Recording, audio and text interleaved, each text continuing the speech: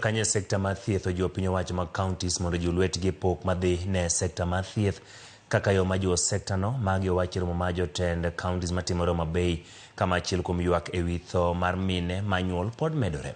Joisolo nikod lerno. Higni 12 bang' ka chenro mag thieth ne oket e lwet sirkende mag loch gwenge kata kaontis, Kenya pod nikod midhiero ma okwako sekta no ka ranyisi ne en tho mar mine mawito ngimagi ka ginyuol. Nonro matinende yango ni mine 5,000 tho higa ka higa kokale midhiero e kinde nyuol, midhiero ma jokanyo lero ni nyalo geng' kaponi sirkal ochwalo omenda moromo kod jiwo gige thieth e osiptende. Those are 15 fully loaded planes crashing every year, each of them carrying 340 women, and life moves on as if nothing happened. That cannot go on. We shall not allow that to go on, because when a plane crashes, life actually stops. We lose both mother and the baby, not because the resources were not there, but because the right actions were not taken.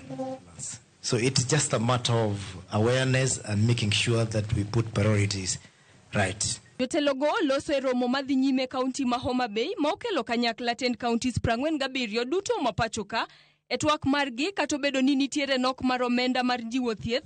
Gavana sonyisi ni otudre gi riwruoge ma ok mag sirkal e siro chenro mag thieth kendo geng'o thoe makamago. Having with the national treasury that we ring fence some of these resources for some of these strategic interventions like maternal newborn health, family planning, HIV, TB, malaria, so that anytime we have a budget rationalization, then this is shielded and is protected going forward.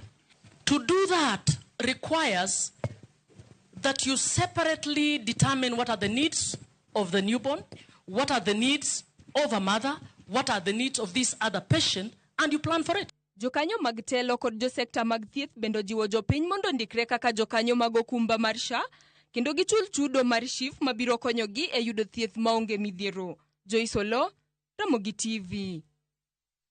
Kawuok kuno matino gai mar doho mapacho ka Martha Koome oyango ni bad migawo